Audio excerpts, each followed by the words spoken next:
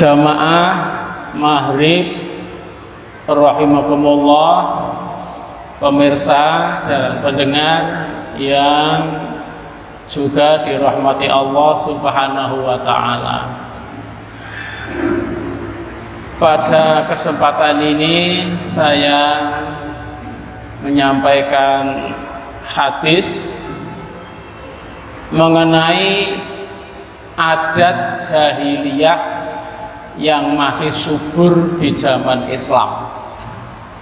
Islam itu sejak Nabi Muhammad sampai sekarang sudah 1500 tahunan. Nah, adat jahiliyah ini masih subur. Hadis ini diriwayatkan oleh Imam Muslim, ya, nomor 1550. Juga diriwayatkan oleh Imam Bukhari, ya, 3 kali, 1216, 1222, 3930. Lalu juga Muslim lagi, masih 2 kali lagi, 1551, 5323. Dan Imam Nasai 1 kali. Imam Nasai 1 kali. Ya. Dengan demikian hadis ini menurut ilmu hadis adalah hadis yang sangat kuat karena rawahu syaikhoni. Jadi rawahu syaikhoni diriwayatkan oleh Imam Muslim dan Imam Bukhari. Tetapi pada tingkat sahabat itu berbeda. Kalau tingkat sahabat itu sama, itu namanya hadis muttafaqun alaih. Jadi hadis ahad itu yang paling kuat adalah hadis muttafaqun alaih. Di bawahnya rawahu syaikhoni yang diriwayatkan oleh Imam Bukhari dan Imam Muslim. Nah, hadis berikut diriwayatkan oleh Imam Bukhari, Imam Muslim beberapa kali, juga oleh Imam An-Nasai. Hadis itu begini, menurut cerita dari Abu Malik Al-Asy'ari. Anna Nabiyya sallallahu alaihi wasallam qala, bahwa Nabi sallallahu alaihi wasallam pernah bersabda. Sabdanya demikian, arba'un fi ummati min amril jahiliyati la yatrukuhunna la yatrukunahunnal. 4 hal yang ada di umatku itu warisan pada zaman jahiliyah yang mereka itu tidak meninggalkannya. Lah, 4 hal itu: 1, al-fakhru fil ahsabi, bangga dengan keturunan. Ya, bangga dengan keturunan. Ya, wah, saya keturunan Rasulullah, umpamanya gitu ya. Nah, itu sebetulnya diperkenalkan di hadapan umum enggak benar juga itu. Nah, sekarang ini ada tokoh juga ya mengaku keturunan Rasulullah tingkat 40, tapi di satu sisi dibantah keturunan bapaknya PKI, kan gitu ya. Nah, ini sebetulnya kurang benar berdasarkan hadis ini ya. Ya, kita tidak boleh itu membangga-banggakan saya keturunan Prabu Brawijaya, saya keturunan gitu. Ya dengan itu kan menjadi, maksudnya gengsinya naik. Ya.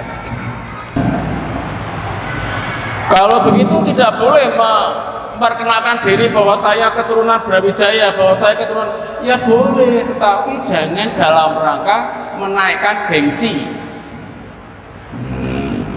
Itu namanya membanggakan.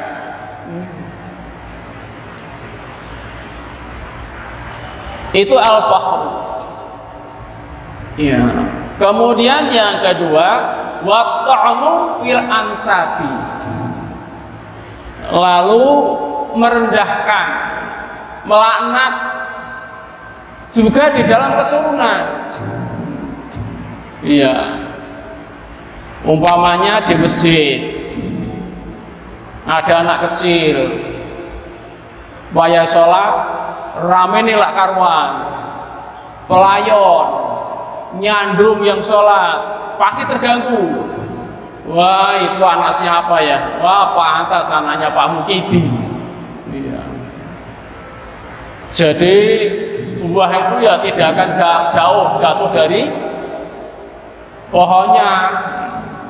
Kalau bapaknya yo brengsek, anaknya yo resek, wes wirumus.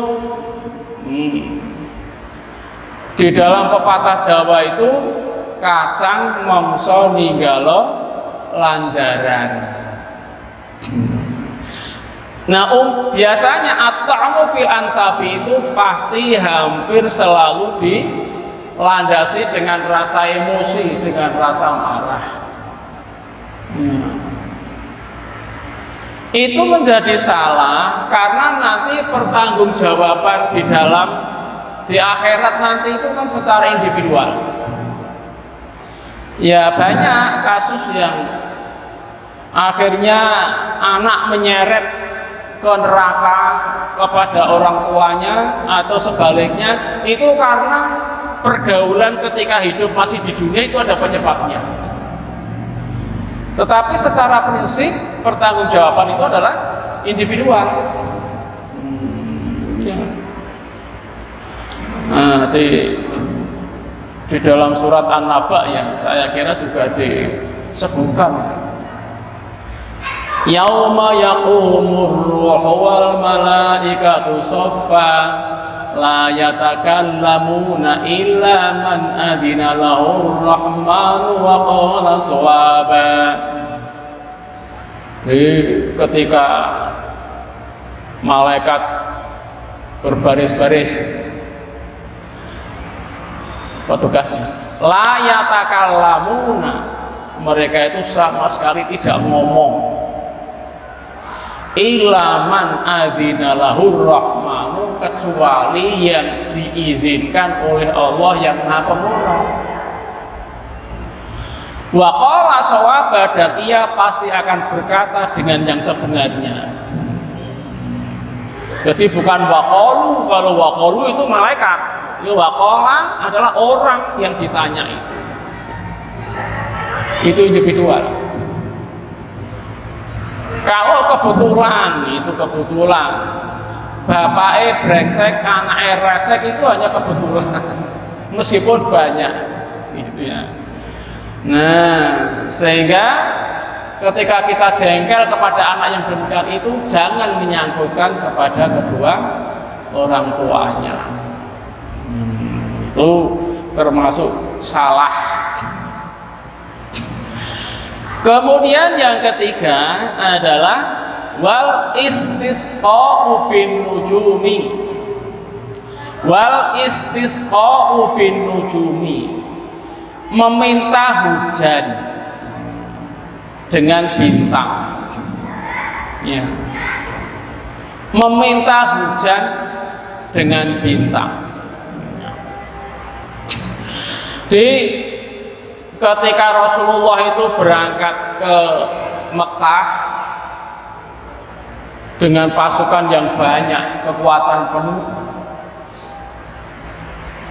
mau haji, nengek dialang-alangi rawe-rawe lantang malam-malam, utung kan gitu. Lalu orang Quraisy tidak mungkin melawan kedatangan Muhammad dan pasukannya itu. ngutus Abu Sufyan. Terjadilah perjanjian di Hudaybiyah. Kalau dilihat poin-poin perjanjiannya semuanya merugikan umat Islam, sehingga Umar ini tidak puas dengan pasal-pasal perjanjian itu. Tetapi Rasulullah tetap memilih dengan itu. Karena apa? Intinya nggak mau perang. Intinya nggak mau perang. Kalau mau perang masih jelek rampung, ngalah. Akhirnya tidak jadi masuk ke kota Mekah, ke lingkungan Ka'bah, hanya tertahan di Hudaybiyah.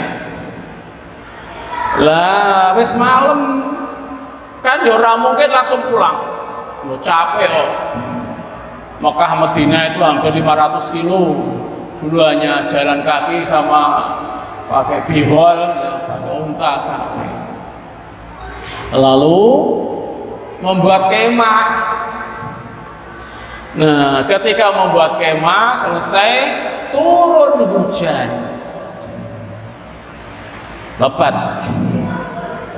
Setelah itu subuh bangun, sholat berjamaah, imamnya Rasulullah. Begitu assalamualaikum, assalamualaikum, langsung menghadap jamaah. Jadi Rasulullah itu kalau habis sholat menghadap jamaah itu kalau ada sesuatu yang penting untuk disampaikan. Nah orang ya orang, cuma forum-forumnya kan itu sehingga terbiasa. Ya. Nah akhirnya kita itu tidak ada yang disampaikan kok, terus menghadap ke utara ya, mojok rono ya, kiblat orang menghadap jamaah ya orang, piye kan gitu ya. Nah, kalau memang orang langsung full menghadap jamaah, menyampaikan sesuatu. Ya. Nah, begitu alhamdulillah selesai, langsung bertanya, "Madza qala rabbukum?" Tahukah kamu apa yang dikatakan oleh Tuhanmu? Para sahabat tentu tidak ngerti. Allah wa Rasuluhu a'lam. Allah dan utusannya lah mengetahui.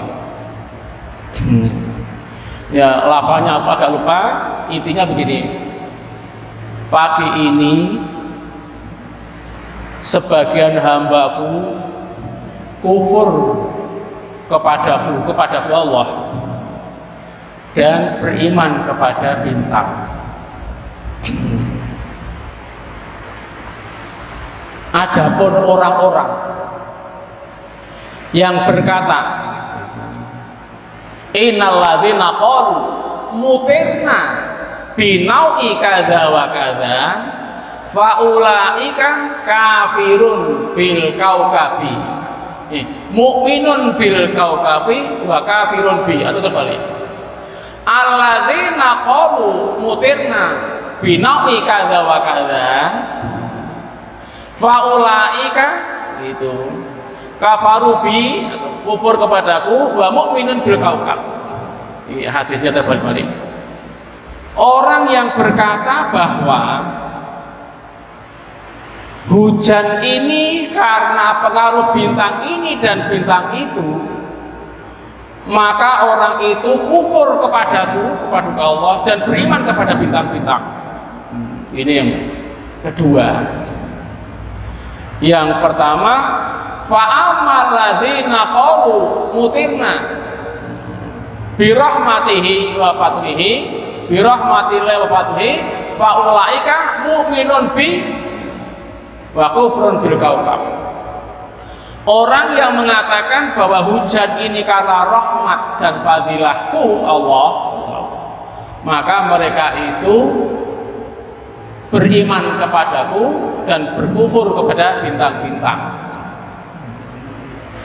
Kelihatannya sepele, tapi ketika dianalisis lebih jauh, ini implikasinya luar biasa kalau diterapkan sekarang.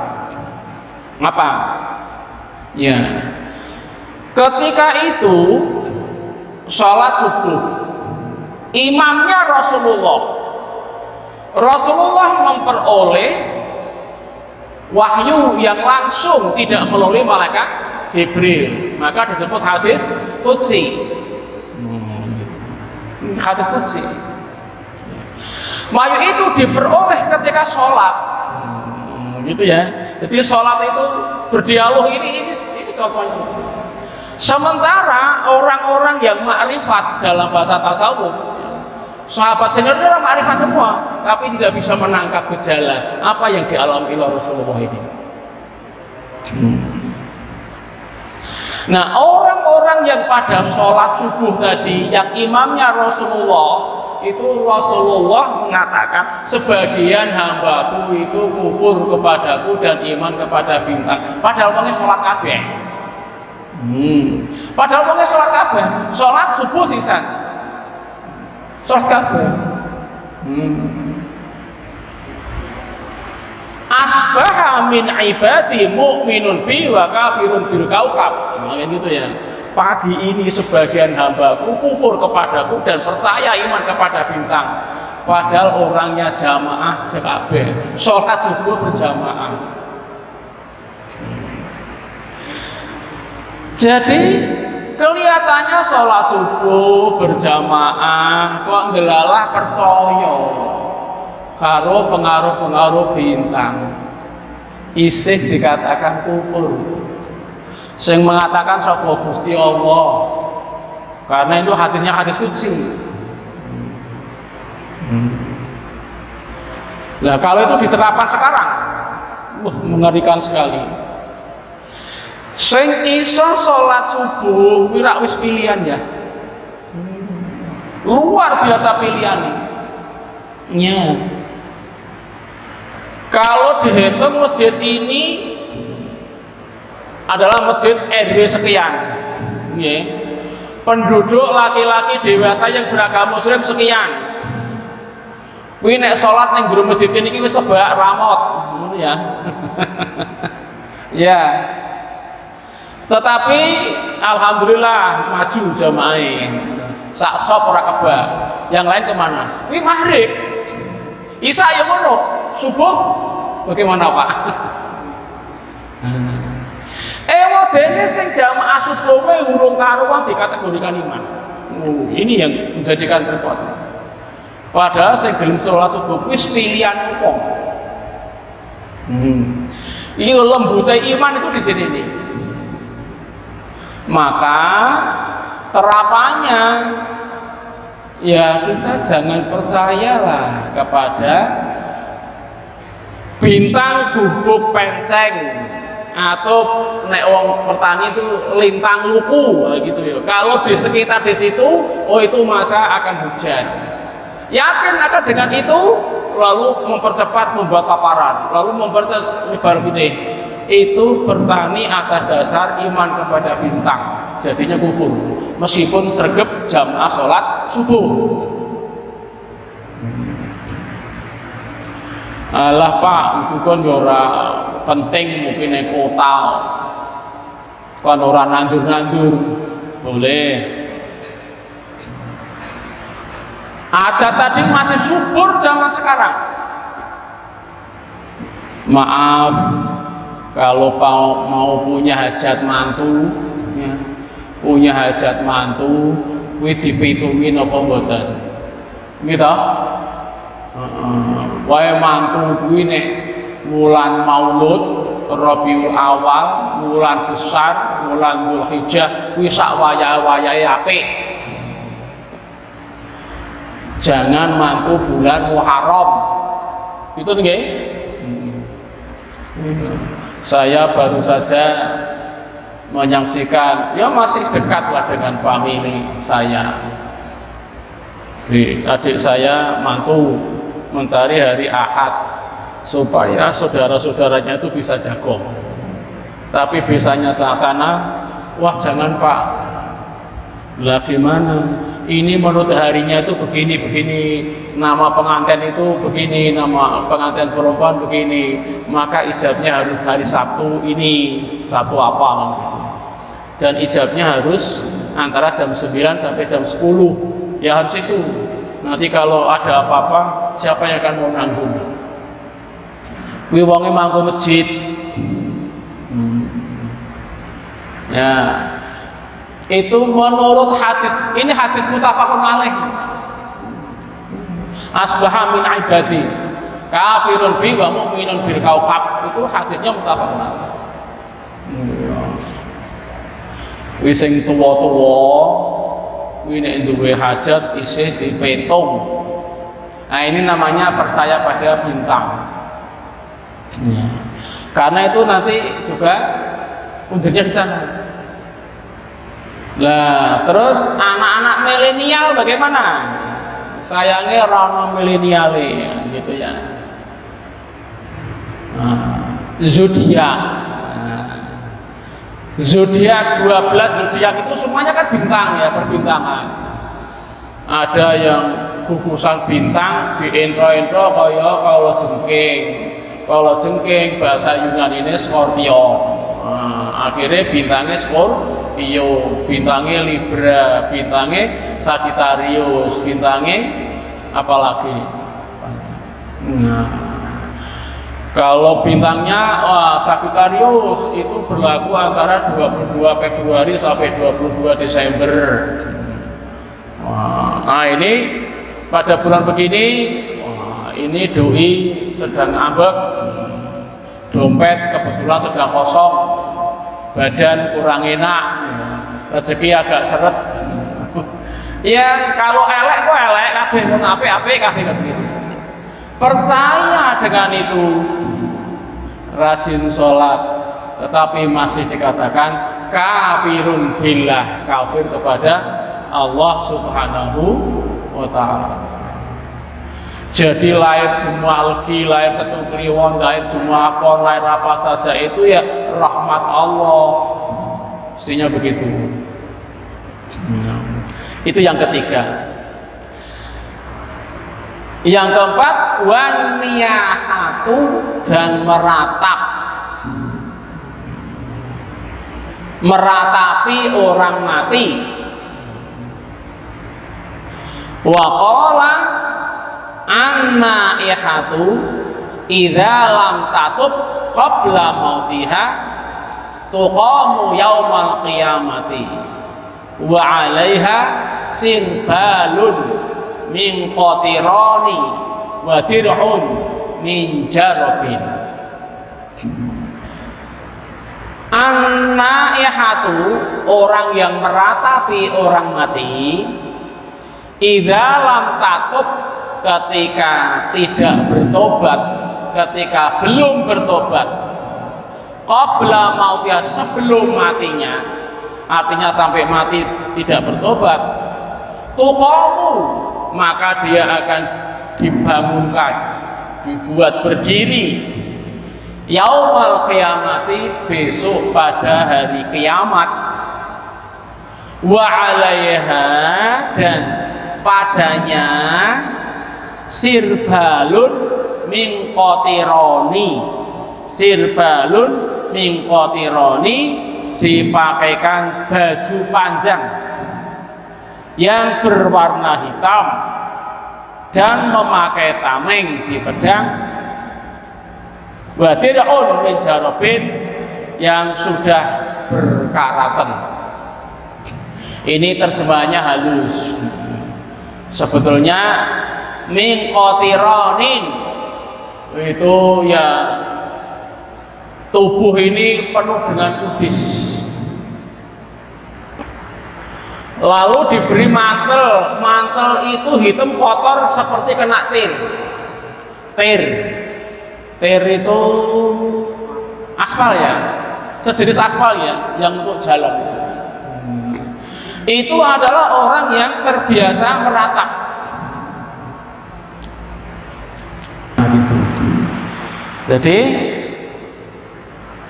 4 hal inilah yang mestinya harus kita hentikan tradisi itu. Gantinya kepada orang meninggal itu dimintakan ampunan sebanyak-banyaknya. Innar rajula la turfa'u darajatahu fil jannah. Ada seseorang yang dinaikkan derajatnya di surga. Lalu kaget. Mahada. Lu apa ini? Jadi kaget. Lalu qila, lalu dikatakan oleh petugasnya, itu adalah zalika istighfaru waladika laka. Ini karena permohonan ampunan dari anakmu untuk kamu. Bukan? Jadi kepada orang yang sudah meninggal itu hanya satu sebetulnya, butuhnya hanya satu, doa ampunan. Doa ampunan, yang lainnya tidak ada. Kalaupun ada, khilafiahnya luar biasa, tidak bisa didamaikan. Contohnya apa? Ngirim pahala. Ngirim pahala itu sebagian ulama, oh pahalanya teko, sebagian yang lain, tapi rame itu. Tapi nek ampunan, ora ono wani bantah. Doa ampunan, ya Allah ampunilah kedua orang tuaku, ya Allah ampunilah ibuku, ya Allah ampunilah. Enggak ada yang bantah kalau sampai dungane sangka ana sing bantah itu lil muslimina wal muslimat wal mu'minina wal mu'minat aina makanu min masyariqiha wa magharibiha wa janubiha wa shamaliha bariha. Tuh, doa itu seperti ini. Nah, karena itu untuk mengakhiri ini, maka kepada orang tua hanyalah satu, doa ampunan, termasuk kepada saudara-saudara kita yang seiman. Demikian, mohon maaf, mudah-mudahan ada manfaatnya, mudah-mudahan menjadi pencerahan bagi kita. Alif kalam. Wassalamualaikum warahmatullahi wabarakatuh.